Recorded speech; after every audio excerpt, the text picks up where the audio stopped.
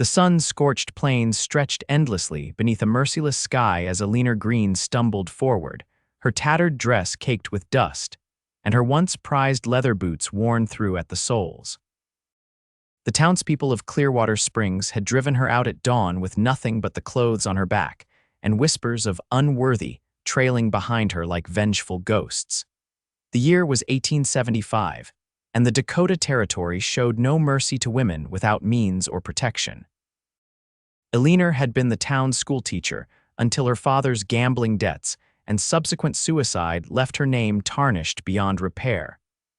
The school board had wasted no time in dismissing her, citing moral turpitude as though her father's sins flowed through her veins. "Water," she whispered, her cracked lips barely able to form the word. The canteen she'd managed to grab before being forced out had emptied hours ago. The June heat pressed down like a physical weight, and Eleanor's vision began to blur as she continued her desperate march toward nowhere. In the distance, dust clouds rose from the earth. At first, Eleanor thought it was her imagination, a mirage born of desperation, but the rhythmic thunder of hooves grew louder, and she realized riders were approaching. Fear and hope warred within her. Bandits roamed these parts, but so did decent folk. Which would these be? She straightened her spine, refusing to meet whatever fate awaited while cowering.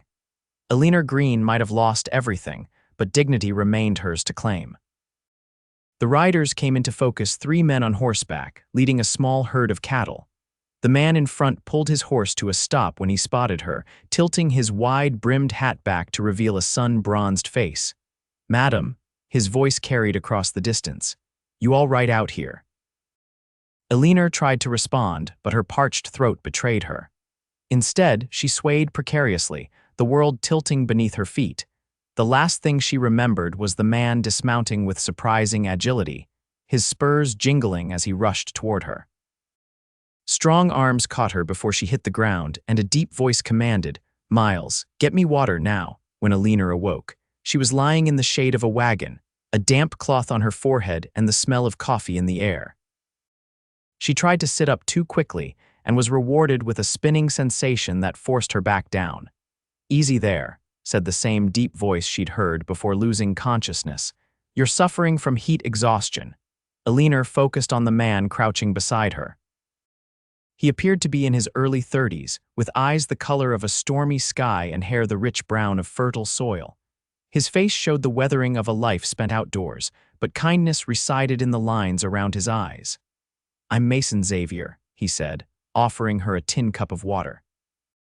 "This is my ranch hand, Miles, and that's Hank over with the cattle." "Eleanor Greene," she managed after sipping the blessed water.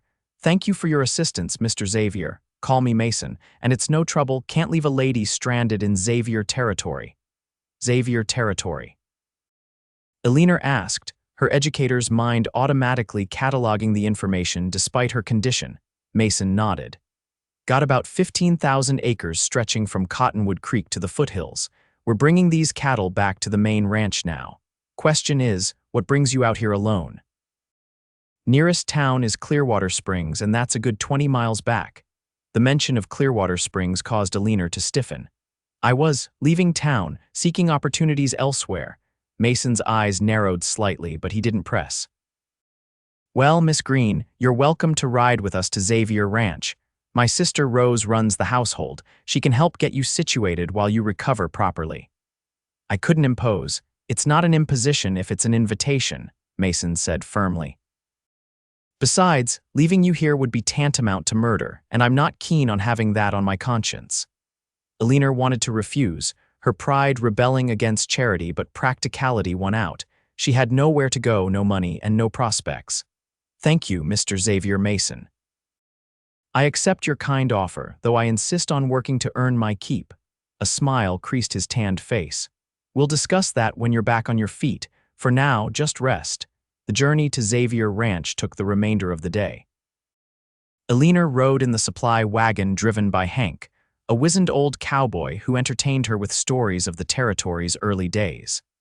By the time they crested a gentle rise and the ranch came into view, Eleanor was feeling markedly better, though still weak.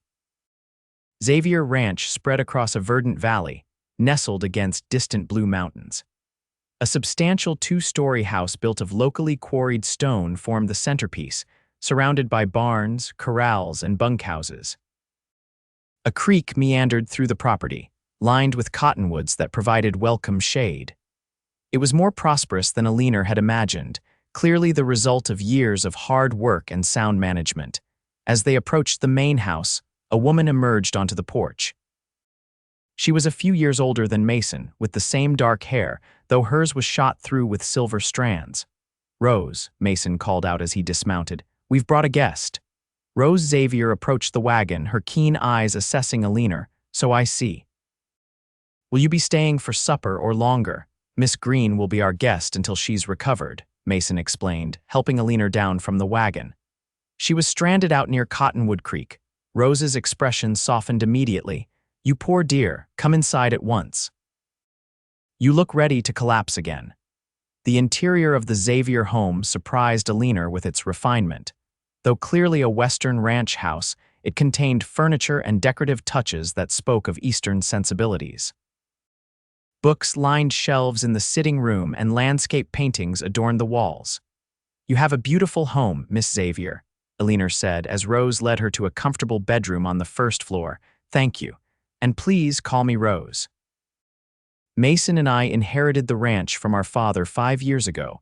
He started with nothing but 100 acres and a dream." She pulled fresh linens from a chest. "I'll have a bath prepared for you and some clothes. You look about my size, though perhaps a bit taller." "You're very kind," Eleanor said, emotion thickening her voice. "I don't know how to thank you." Rose patted her arm. "No need for thanks, anyone would do the same." But Eleanor knew that wasn't true. In her experience, kindness was rare and often came with hidden costs. She wondered what the Xaviers would expect in return for their generosity. After a hot bath that melted away days of grime and some of her worries, Eleanor dressed in the borrowed clothes, a simple but well-made navy blue skirt and white blouse. Rose had provided a brush for her honey brown hair, which Eleanor arranged in a simple knot at the nape of her neck. Dinner was served in a dining room that continued the theme of frontier practicality mixed with Eastern refinement. Mason sat at the head of the table, with Rose to his right and Eleanor to his left.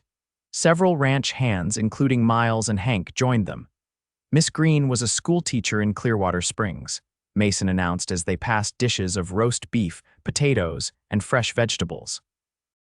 Eleanor nearly dropped her fork. "How did you know that?" "Small territories have long memories," Mason said. "I recognized your name when you introduced yourself. The Greene schoolteacher was well regarded until recently." Heat flooded Eleanor's face. "Then you know why I left." "I know what people say," Mason replied, his gaze steady. "I make it a point not to judge based on hearsay." "My father gambled away our savings and home," Eleanor said, deciding that honesty was her best option. "When he realized what he'd done, he took his own life. The town deemed me unworthy of teaching their children after that. They said the sins of the father showed a weakness of character that I must share." The table fell silent. Rose reached across and squeezed Eleanor's hand. "The people of Clearwater Springs always did lack common sense," Hank muttered, breaking the tension. "Begging your pardon, Miss Greene, but that's the most foolish thing I've heard in my 63 years. "Thank you, Hank," Eleanor said, gratitude warming her. "Actually," Rose said thoughtfully, "this could be quite fortunate. We've been discussing starting a school for the children of our ranch hands and neighboring homesteaders. The nearest school is in town, too far for daily travel." Mason nodded. "We have 10 children on the ranch alone, ages 5 to 15, who receive no formal education. I was planning to advertise for a teacher come fall." Eleanor hardly dared to hope. "Are you offering me a position?" "If you're interested," Mason said. "Room, board, and a fair salary. We can convert the old foreman's cabin into a schoolhouse." "I would be most interested," Eleanor said, her voice steady despite the emotions churning within her. A chance at redemption, at rebuilding her life, it seemed too good to be true. "Excellent," Mason said with a smile that transformed his serious face. "Welcome to Xavier Ranch, Miss Greene." The days that followed took on a rhythm that soothed Eleanor's wounded spirit. She recovered her strength quickly, aided by Rose's hearty cooking and the clean mountain air. True to their word, The Xaviers began converting a disused cabin into a schoolhouse, with Eleanor providing input on its arrangement. She also insisted on helping with household chores while preparations were underway, refusing to be idle. Rose welcomed the assistance, and the two women developed an easy friendship as they worked side by side. Mason seems very committed to education, Eleanor observed one afternoon as they preserved peaches from the small orchard. Rose smiled. Our mother was educated back east before she married our father. She taught us both to value learning. After she passed, Father made sure we continued our studies, even hiring tutors when he could afford them. Your brother is a surprising man, Eleanor said. Most ranchers I've encountered care only for cattle and profits. Mason cares about those too, Rose laughed. But he believes in building community. This part of the territory is growing. He says either we shape it into something worth having or let it shape us into something we won't recognize. Eleanor nodded thoughtfully. A wise perspective. He's never been one to follow the crowd, Rose continued, her tone deliberately casual. That's why he didn't put much stock in the rumors from Clearwater Springs. Eleanor felt her cheeks warm. I've noticed he forms his own opinions, indeed. Rose sealed another jar. He thinks quite highly of you already. Before Eleanor could respond to this revelation, the kitchen door opened and Mason himself entered, removing his hat. Ladies, he greeted them. The schoolhouse roof is finished. We should have everything ready in 2 weeks, in time for you to start lessons before harvest. That's wonderful news, Eleanor said, trying to ignore the flutter in her stomach at his presence. I've been making lists of books and supplies we'll need. I'm riding into Riverton tomorrow for supplies, Mason said. Would you care to accompany me, Miss Greene? You could select what you need for the school. I'd be delighted, Eleanor replied, perhaps too quickly. Rose shot her a knowing glance. Excellent idea. Eleanor needs a proper wardrobe as well. My clothes are serviceable, but hardly fashionable enough for our new schoolteacher. The following day dawned clear and cool, a perfect late summer morning for the 20-mile ride to Riverton. Mason brought the buggy around to the front of the house, where Eleanor waited in a borrowed riding habit. You look well this morning, Miss Greene, Mason said, helping her into the seat. Thank you. And please, if I'm to call you Mason, you must call me Eleanor.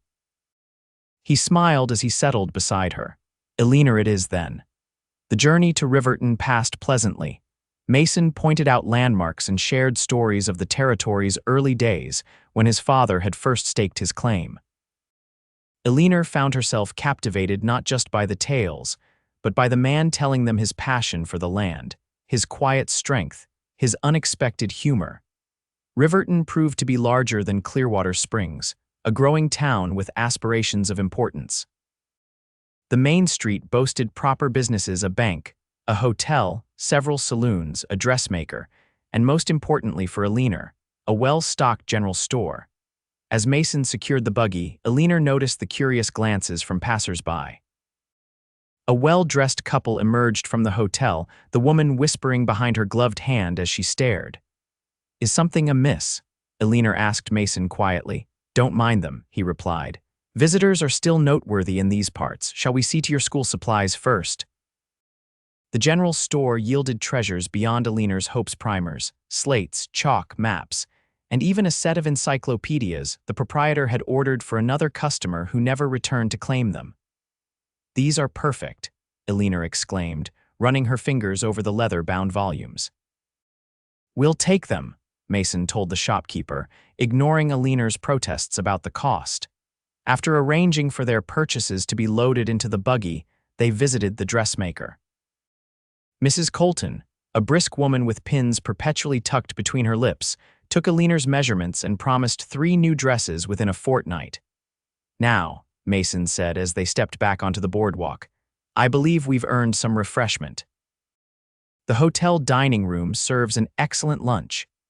The Riverton Hotel's dining room was indeed elegant by frontier standards, with crisp linens and gleaming silverware.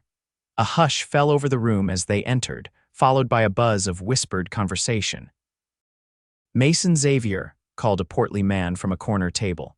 What brings you to town? Cattle prices finally looking favorable. Just supplies, Mayor Hammond, Mason answered, guiding Eleanor to a table. and showing our new school teacher what Riverton has to offer. The mayor approached their table, his gaze lingering on Eleanor. A school teacher, you say, at Xavier Ranch. We're opening a school for the children in our area, Mason explained. Miss Greene comes highly qualified. Greene, the mayor's brow furrowed. Not the school teacher from Clearwater Springs. The one whose father, the very same, Mason interrupted smoothly. We count ourselves fortunate to have secured her services before some Eastern academy recognized her talents. Eleanor sat stunned by Mason's easy deflection and unexpected praise. The mayor seemed similarly taken aback. Well, he said finally, Riverton always appreciates educated folk. Welcome to the county, Miss Greene. After the mayor returned to his table, Eleanor leaned forward. Thank you for that. You didn't have to defend me. Mason's expression hardened slightly. I spoke only truth. The circumstances of your departure from Clearwater Springs reflect poorly on them, not you. Their lunch arrived, temporarily halting conversation. Eleanor found herself watching Mason surreptitiously as he ate, noting the strength in his hands, the way the afternoon light caught the auburn highlights in his hair. I've been meaning to ask, she said when they had finished their meal, why a successful rancher like yourself hasn't married. Surely eligible women are plentiful in the territory. Mason looked surprised by the direct question. Rose asks me the same thing at least monthly, he said with a rueful smile. The truth is, I've been focused on building the ranch. My father left substantial debts when he died, which we've only recently cleared. And I've yet to meet a woman who sees the territory as I do, not as a hardship to be endured, but as a place of possibility. His gaze held hers, and Eleanor felt a warmth that had nothing to do with the summer heat. Besides, he continued, many women coming west have fixed ideas about becoming a rancher's wife. They envision hosting teas and delegating work to servants, not understanding that even a successful operation like ours requires all hands contributing. A narrow perspective, Eleanor agreed. The West offers women opportunities unavailable back east, the chance to build something meaningful, to have real influence in shaping communities. Mason's expression brightened. Exactly so. That's what he was interrupted by a commotion near the entrance. A group of cowboys had entered, loud and dusty from the trail. At their center stood a tall man with a shock of blonde hair and an ostentatious silver-trimmed belt. Trouble, Mason muttered, his posture stiffening. What kind of trouble? Eleanor asked, but her question was answered when the blonde man spotted their table and strode over, spurs jingling with each exaggerated step. Well, if it ain't Mason Xavier, he drawled. Still playing big rancher, I see. Ethan, Mason acknowledged coolly. I thought you were working up in Montana territory, came back to settle some business. Ethan's gaze shifted to Eleanor, a smile spreading across his face that made her skin crawl.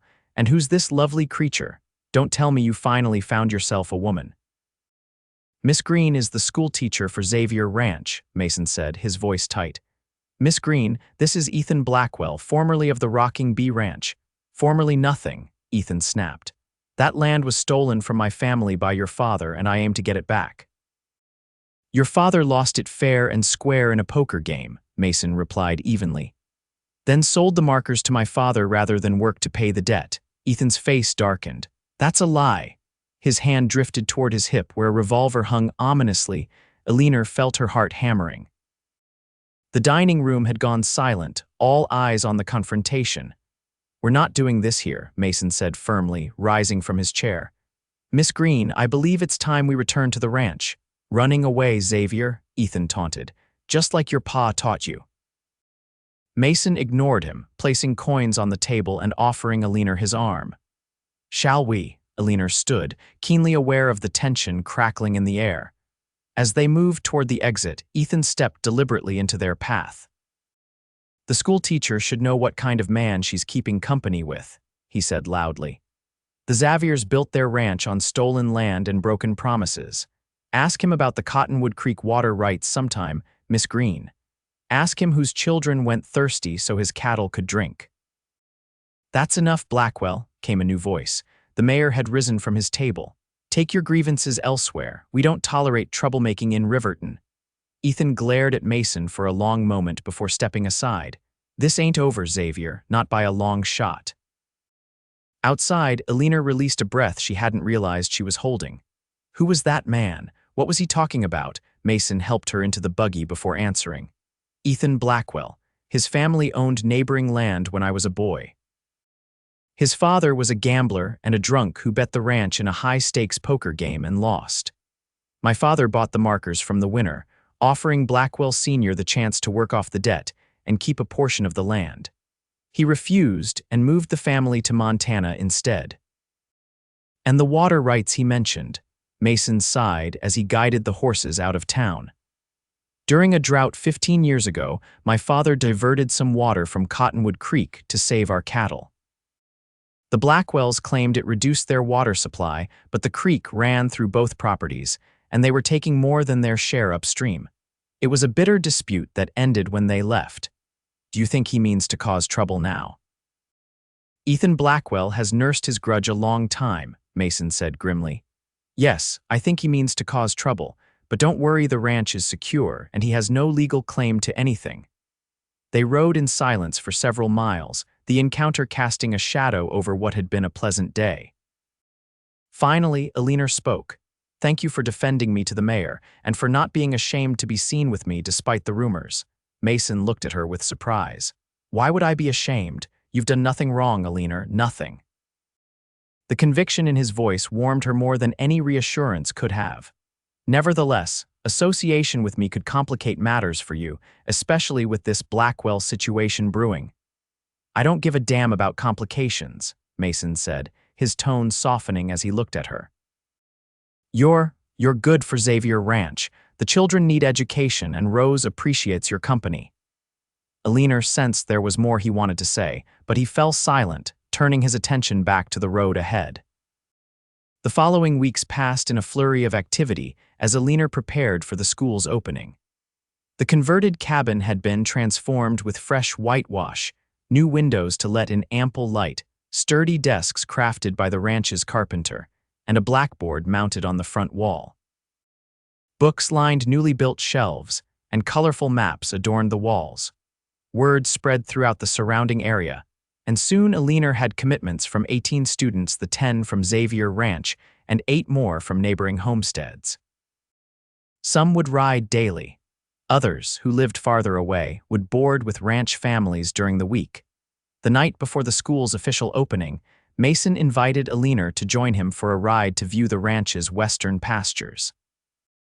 They set out in the golden light of late afternoon, Eleanor comfortable now on Daisy, the gentle mare Mason had assigned for her use. "I wanted to show you something," Mason said as they crested a rise overlooking a verdant valley. "This is where I hope to expand the ranch operations next year." Eleanor surveyed the picturesque scene: lush grass, a meandering stream, the dramatic backdrop of mountains turning purple in the evening light. "It's beautiful. My father called it Paradise Valley," Mason said, dismounting and helping Eleanor down from her horse. "He always said this would be the heart of Xavier Ranch someday." They settled on a fallen log, the horses grazing nearby. The setting sun painted the landscape in hues of gold and amber, casting a magical quality over the moment. "I've been meaning to ask," Eleanor said, breaking the comfortable silence. "Why did you really stop in Clearwater Springs that day? The truth, please." Mason looked at her thoughtfully.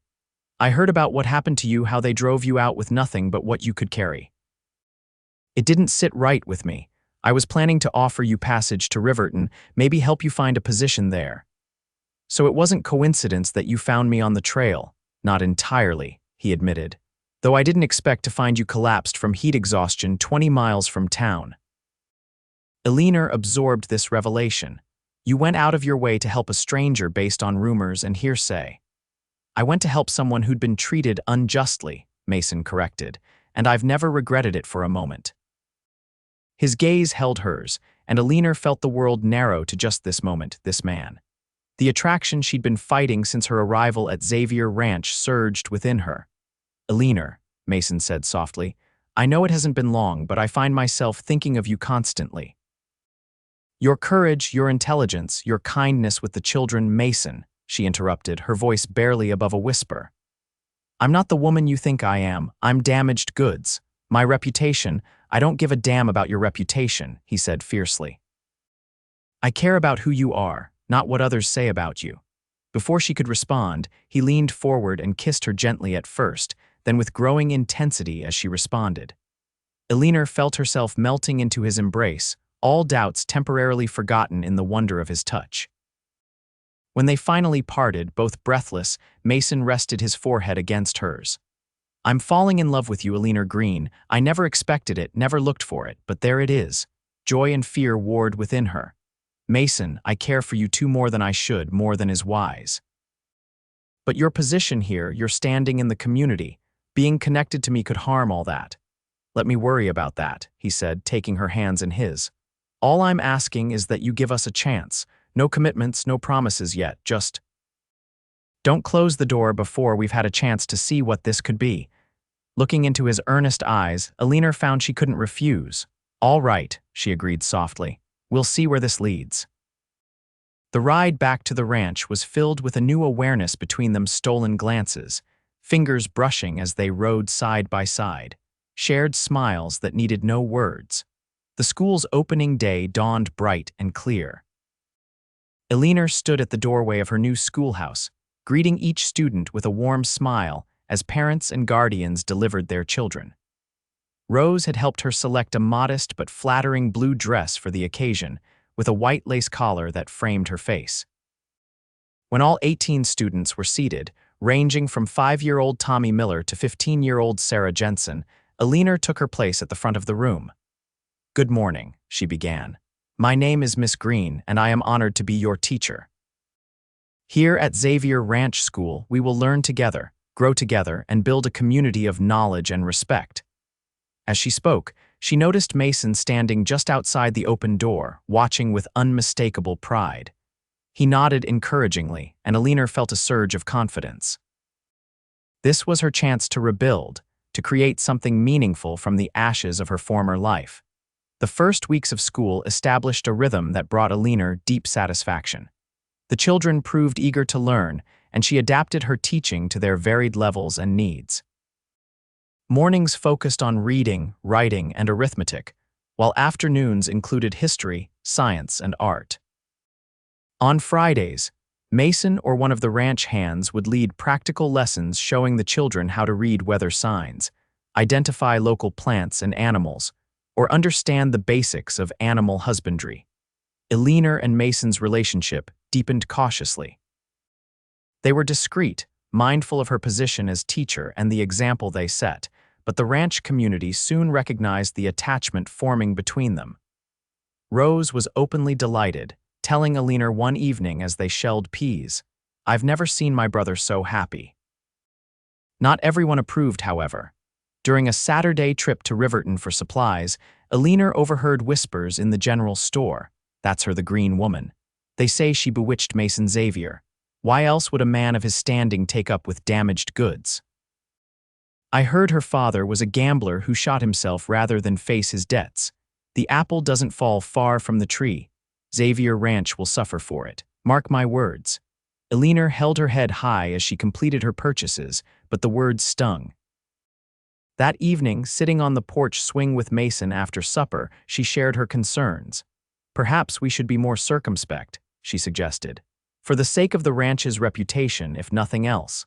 Mason's jaw tightened. I won't hide how I feel about you to appease small-minded gossips. It's not just gossip, Mason.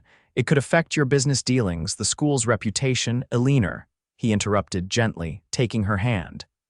Do you know what my father told me before he died? He said, son, I've made two kinds of decisions in my life, those based on what others might think, and those based on what I knew was right. I've only ever regretted the first kind. He lifted her hand to his lips. Being with you feels right. I won't apologize for it, and I won't hide it. Eleanor felt tears prick her eyes. I don't deserve you. You deserve far better, he countered, but I'm selfish enough to hope you'll settle for me anyway. Their moment was interrupted by the approach of a rider moving fast. Miles rode up to the house, dismounting quickly. Boss, he called, we've got trouble. Blackwell and about a dozen men are camped at the north boundary. They've fenced off access to the upper creek. Mason stood immediately. Are they armed? To the teeth, Miles confirmed grimly. They've got a wagon with supplies like they're planning to stay. Gather the men, Mason instructed. No one rides out alone until we know what game Blackwell's playing. After Miles departed, Eleanor touched Mason's arm. What does this mean? It means Ethan Blackwell is making his move, Mason said, his expression grim. The north boundary includes part of Cottonwood Creek, our main water source during dry months, if he's blocking access. Can he legally do that? No, the water rights are clearly established in the property deeds. But out here, legal doesn't always matter if you've got enough guns to back your play. He ran a hand through his hair. I need to meet with the ranch hands. We'll figure this out. Be careful, Eleanor said, unable to keep worry from her voice. Mason's expression softened. Always am. He brushed a quick kiss across her lips before striding toward the bunkhouse. Eleanor found sleep elusive that night, her mind filled with images of confrontation and violence. The next morning brought no resolution. Mason and several hands rode out at dawn to assess the situation, returning with confirmation that Blackwell's men had constructed a crude dam to divert the creek's flow away from Xavier land. He claims to have documentation proving his father never legally sold the water rights, Mason explained to Eleanor and rose over a hasty lunch. It's nonsense, of course, but he's filed papers with the territorial court. Until a judge rules, we're at an impasse. How long will that take? Rose asked. Weeks, maybe months. The circuit judge won't be through until October. And our cattle need water now, Rose concluded. Mason nodded grimly. I'm riding to Riverton this afternoon to wire our lawyer in Cheyenne. In the meantime, we'll move the northern herd to the southern pastures near Hidden Springs. I should cancel school until this is resolved, Eleanor suggested. The children could be at risk if there's trouble. Absolutely not, Mason said firmly. We can't let Blackwell disrupt our lives. The school continues as normal, but we'll assign men to patrol the property. The children will be safe. True to his word, Mason increased security around the ranch, particularly near the schoolhouse.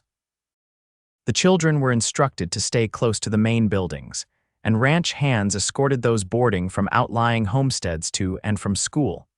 Despite these precautions, tension permeated Xavier Ranch. Eleanor found herself jumping at unexpected sounds, and her sleep was plagued by nightmares. One night, unable to rest, she lit a lamp and made her way to the kitchen for a cup of tea. She was surprised to find Mason already there, studying papers spread across the table, a half-empty whiskey glass at his elbow. Couldn't sleep either, she asked softly. He looked up, his face drawn with fatigue. Too much on my mind. The lawyer's response wasn't encouraging. He says without the original deed showing the water rights transfer, we could be vulnerable. And you don't have it. It should be in my father's papers, but Rose and I have turned the office upside down without finding it. He rubbed his eyes. If we can't produce it, Blackwell might actually win in court. Eleanor sat beside him, placing her hand over his. There must be another solution. Short of buying him off or shooting him, I'm running out of ideas. He attempted a smile that didn't reach his eyes. Don't worry. I won't resort to either option just yet. Eleanor studied the exhaustion etched in his features. On impulse, she leaned forward and kissed him a gentle offering of comfort that quickly deepened into something more urgent. Mason responded hungrily, pulling her onto his lap as the kiss intensified. Eleanor, he breathed against her lips, you should go back to bed. I don't want to be alone tonight, she whispered. I'm afraid, Mason, not just of Blackwell, but of losing everything we're building here. His eyes darkened. I won't let that happen. Promise me, she demanded, framing his face with her hands. I promise, he said, sealing the vow with another kiss. They might have forgotten all propriety then, had not Rose's voice from the doorway interrupted them.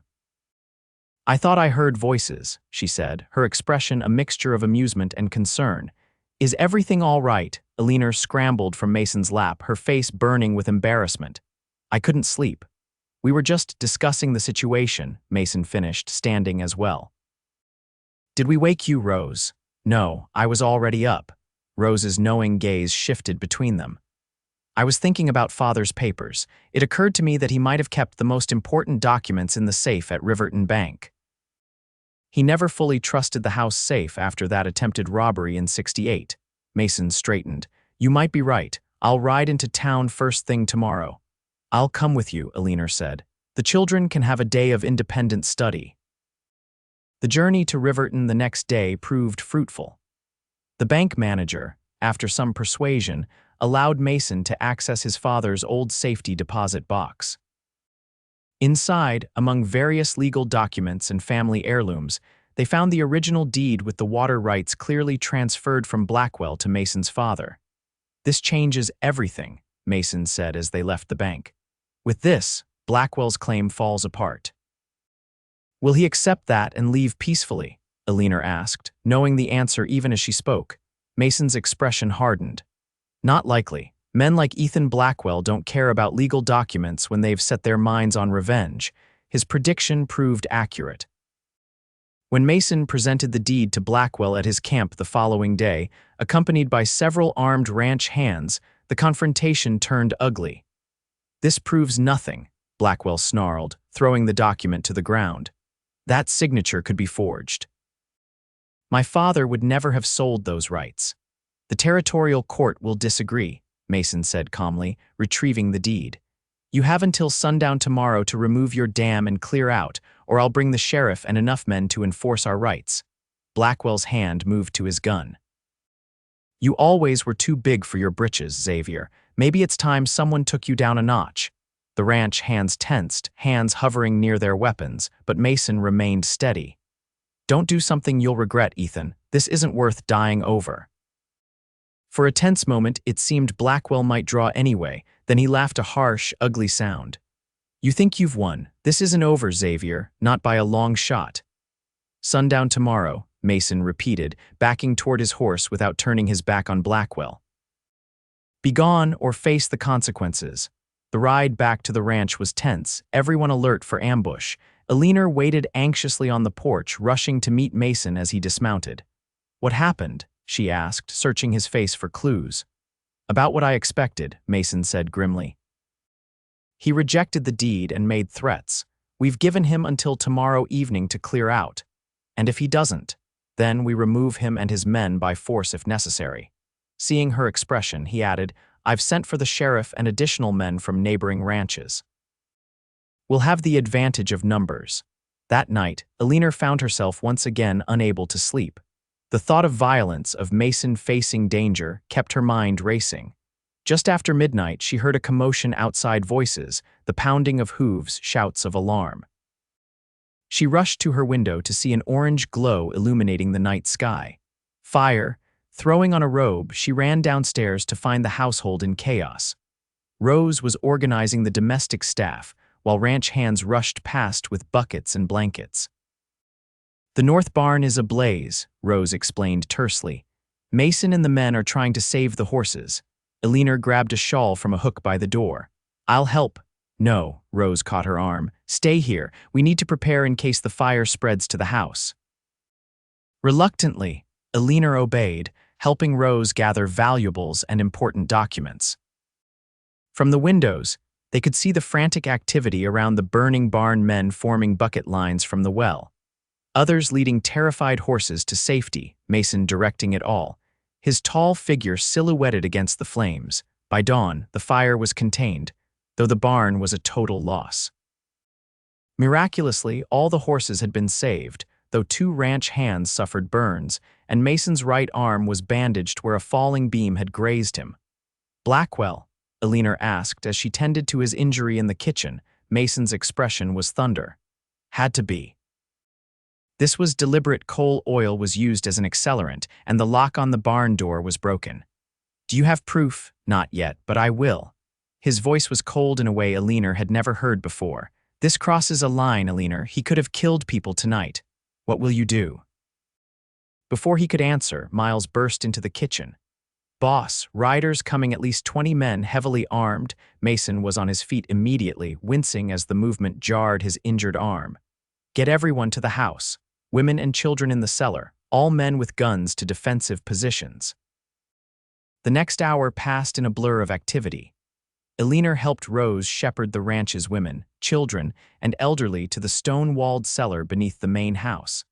The school children who boarded at the ranch clung to her skirts, wide-eyed with fear.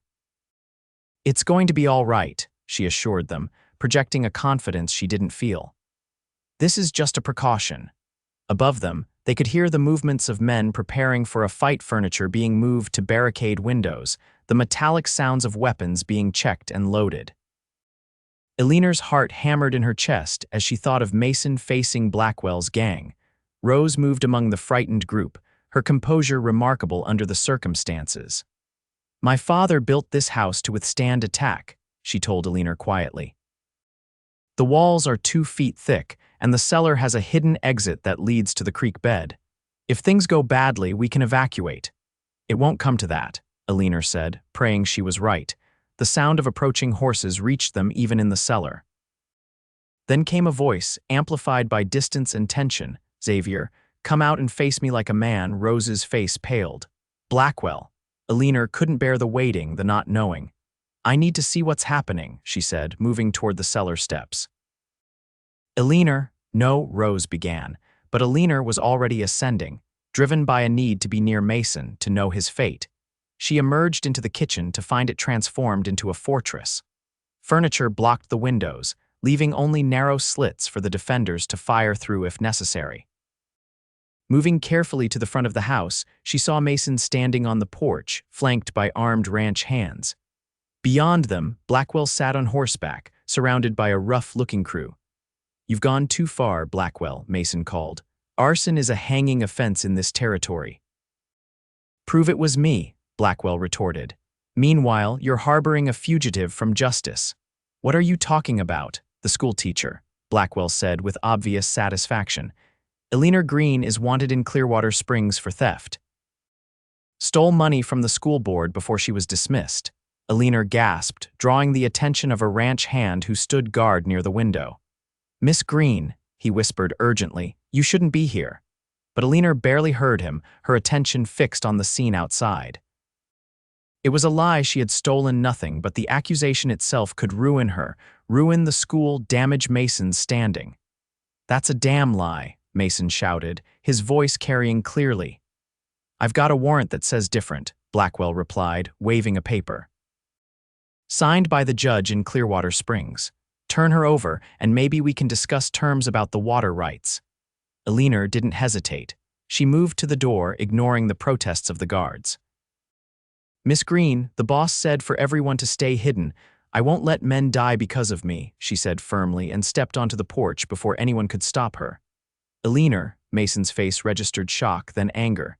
"Get back inside, now." "No." She moved to stand beside him, facing Blackwell. "I'm here, Mr. Blackwell. There's no need for violence." Blackwell's weathered face split in a triumphant grin. Well, the thief shows herself." "I stole nothing," Eleanor said, her voice steady despite her racing heart. "And you know it.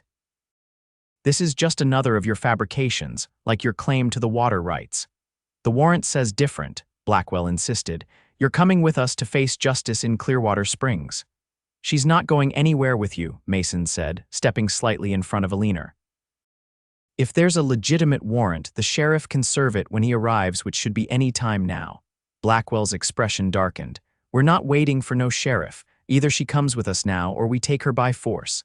The tension was palpable, guns ready on both sides. One wrong move would trigger a bloodbath. Eleanor couldn't let that happen, not for her sake. "I'll go," she said suddenly. "No," Mason turned to her, his eyes fierce. "This is exactly what he wants, to separate us, to weaken our position." "And I won't let people die because of me," Eleanor insisted. "I'm innocent, Mason. I can prove it in court." "Listen to the lady, Xavier," Blackwell called. "She's smarter than you are." Mason ignored him, gripping Eleanor's arms. "You're not sacrificing yourself. I won't allow it." "It's not your decision," she said softly. "I couldn't live with myself if something happened to you, or Rose, or any of these people because of me. And I couldn't live with myself if I let you go with these men," Mason countered. "They have no intention of taking you to any court." The standoff might have continued indefinitely had fate not intervened. From the east came the sound of galloping horses, many of them, moving fast. All eyes turned to see a large group of riders approaching, led by a man wearing a sheriff's badge. That'll be Sheriff Taylor, Mason said, loud enough for Blackwell to hear. Now we'll see about this supposed warrant of yours. Blackwell's face contorted with rage. He drew his pistol with startling speed, aiming not at Mason but at Eleanor. If I can't have her, neither will you. Several things happened at once. Mason shoved Eleanor behind him as shots rang out from multiple directions. Eleanor fell hard against the porch railing, the breath knocked from her lungs. When she managed to look up, Mason was on one knee, his gun smoking in his hand, and Blackwell was slumped over his saddle horn. The sheriff and his posse thundered into the yard, surrounding Blackwell's men with leveled weapons. "Drop your guns," Sheriff Taylor commanded, "all of you." Outgunned and with their leader wounded, Blackwell's men complied.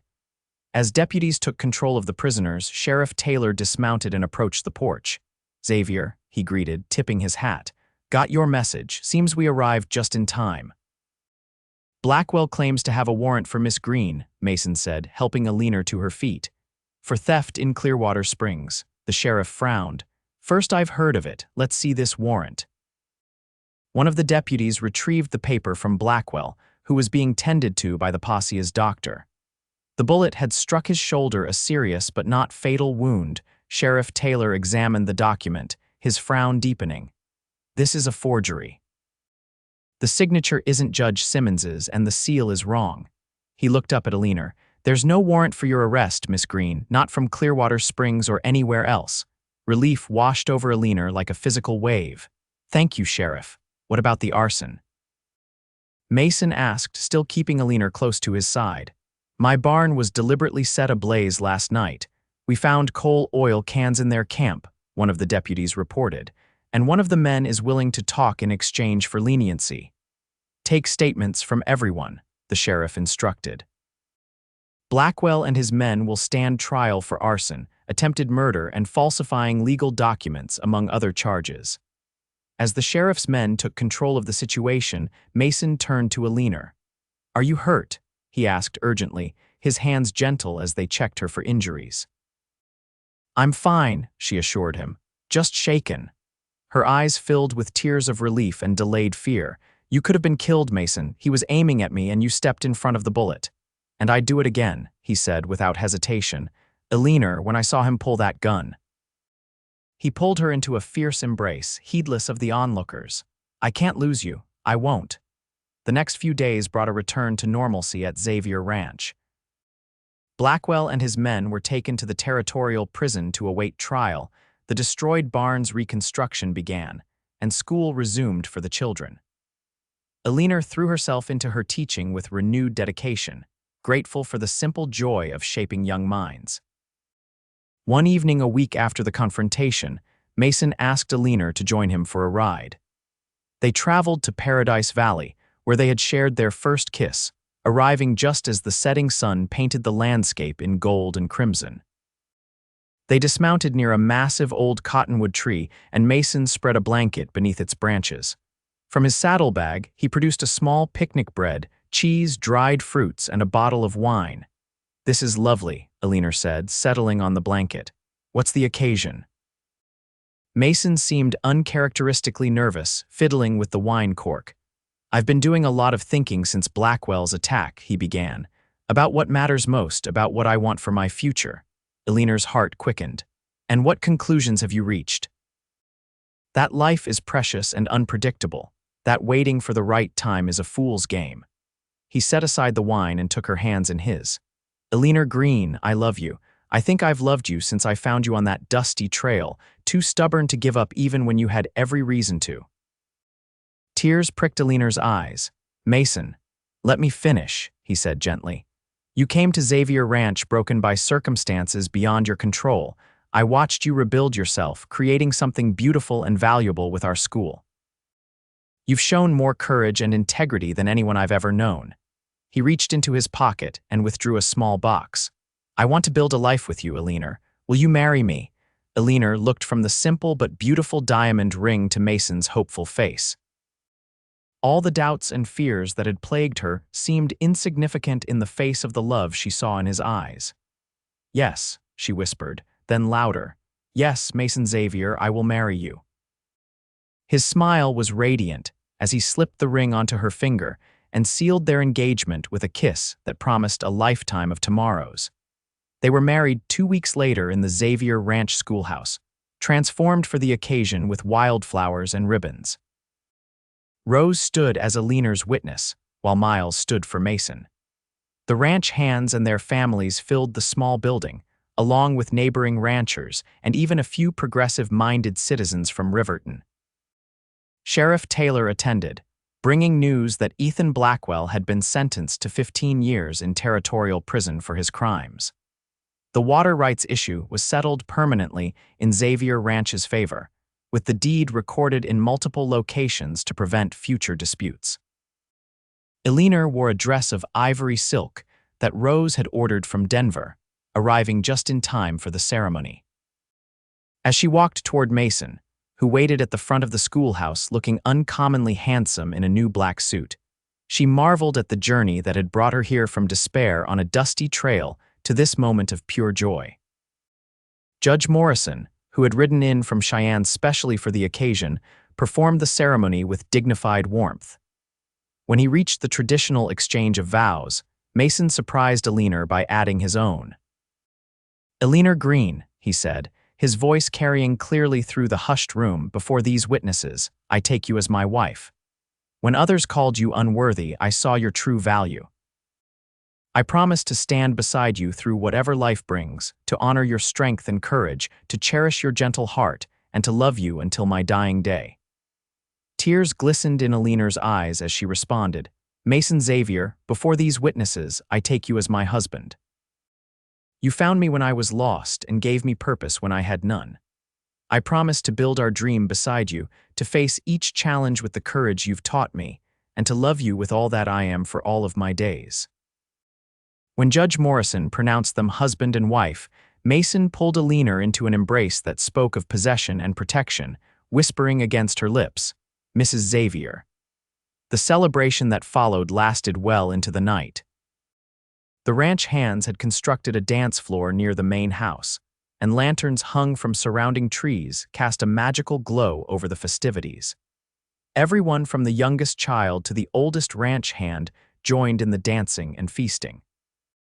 As the evening progressed, Mason led Eleanor away from the celebration to a quiet spot overlooking the ranch.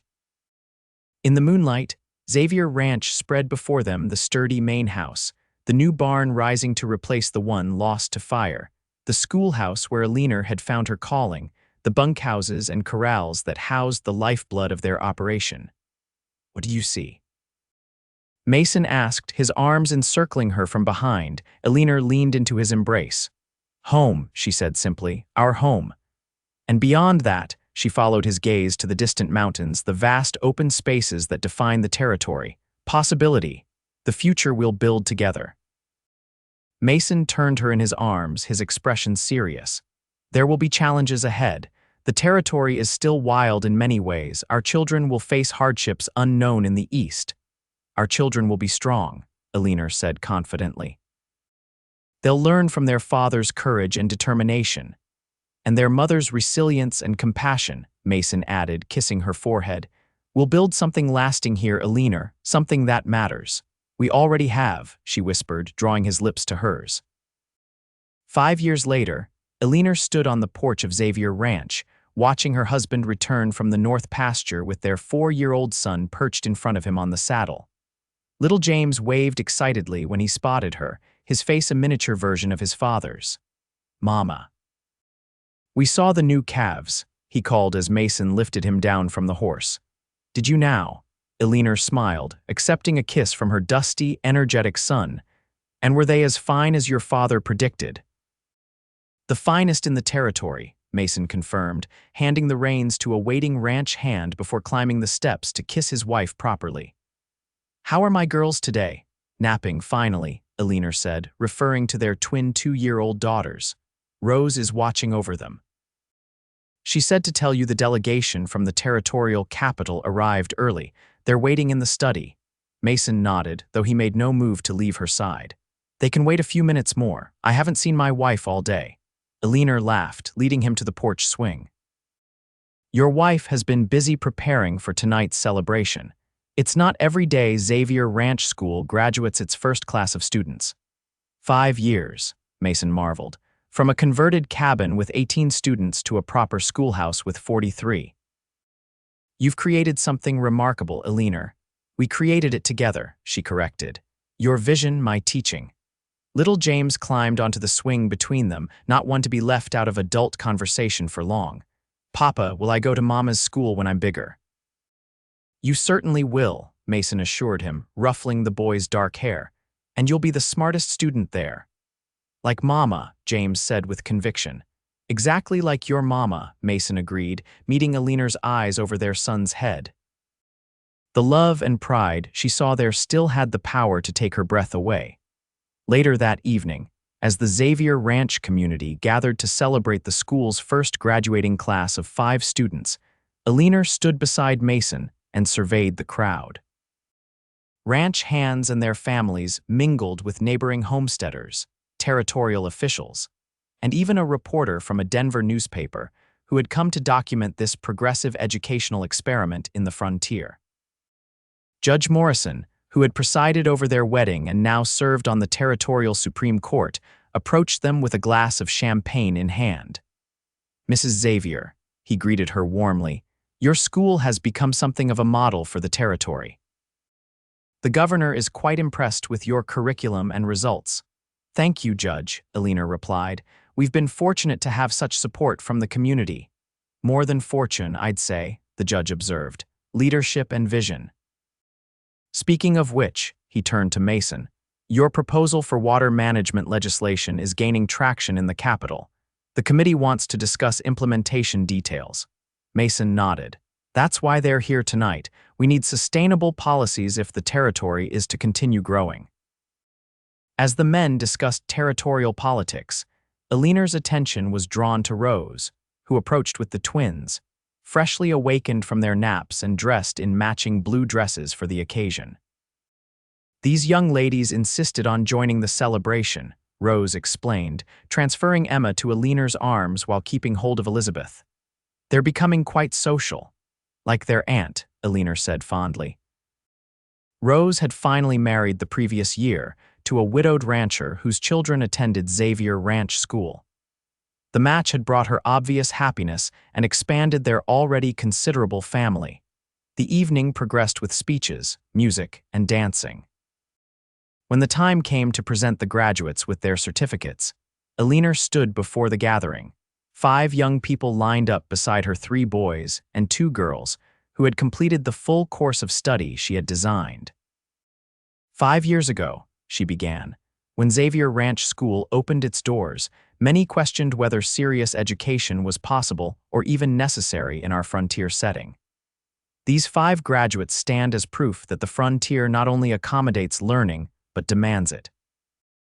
They are prepared not just for the practical challenges of life in this territory, but for the intellectual and moral challenges of building a just and prosperous society.